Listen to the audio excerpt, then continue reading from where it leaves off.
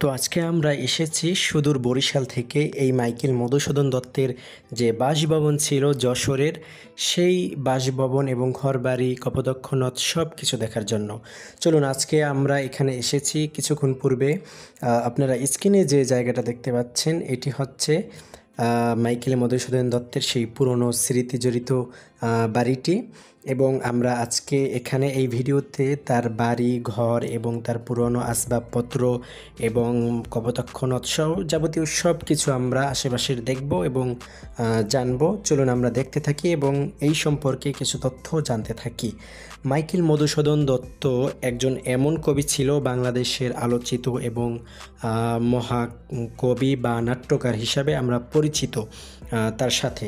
মূলত আজকে আমরা যদি সমাজের দিকে এবং শিক্ষাক্রমের দিকে তাকিয়ে বলতে চাই, তাহলে দেখা যায় মাইকেল মধুসূদন দত্তের যে কবিতাগুলো এবং মহাকাব্য সহকারে যে যাবতীয় লেখাগুলো রয়েছে, এগুলো থেকে আজকে আমরা নিঃস্বার্থভাবে আমরা বিভিন্নভাবে উপকৃত হচ্ছি।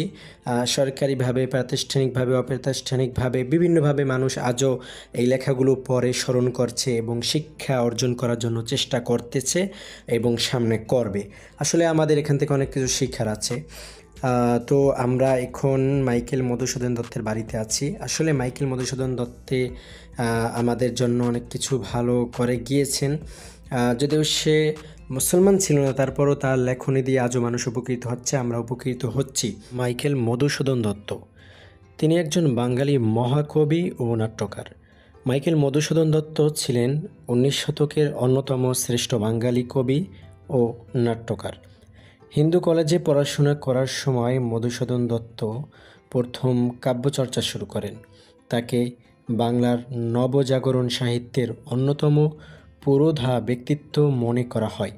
ঐতিহ্যের অনুবর্তন অগ্রাহ্য করে তিনি কাব্যে নতুন রীতি প্রবর্তন করেন। বাংলা ভাষায় তিনি অমিত্রাক্ষর ছন্দ ও চতুষ্পদী বা সনেটের প্রবর্তক।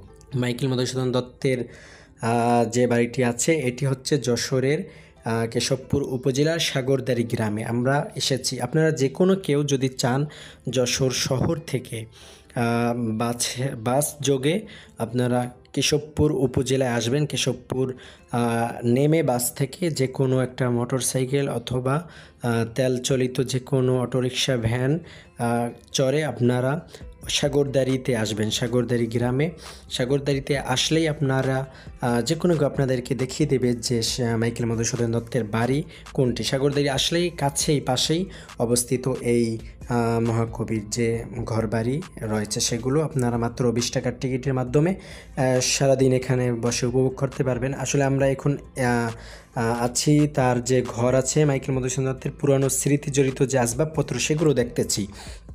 তার কাঠের যে বাক্স সেইটি আমরা দেখতে পেলাম, তারপর মাইকেল মধুসূদন দত্তের যে পরিচিতি সেইটা আমরা দেখলাম, এবং তার এই ঘরের মধ্যে স্মৃতিজড়িত পুরনো অনেক কিছু রয়েছে। আসলে মাইকেল মধুসূদন দত্তের অনেক কবিতা রয়েছে, তার মধ্যে উল্লেখযোগ্য এবং সবচেয়ে প্রচারিত আমরা অনেকে চিনে থাকি কপোতাক্ষ নদ। মূলত এই কবি এই কবিতাটি লিখেছিলেন তার এলাকার পাশেই যে কপোতাক্ষ নদী নামে একটি নদী রয়েছে, আপনারা একটু পরই দেখতে পারবেন। এই নদীটি সম্পর্কে তিনি লিখেছিলেন। তিনি কবি যখন ফ্রান্সে গিয়েছিলেন এই নদের যে ভালোবাসা, সেই ভালোবাসার জায়গা থেকে স্মরণ করে ফ্রান্সে বসে এই কবিতাটি লিখেছেন। এই নদীটি আপনারা যেটা দেখতে পাইলেন, এই নদীটি আসলে খুবই সুন্দর লাগছে, এখানে এসে ভালো লাগছে।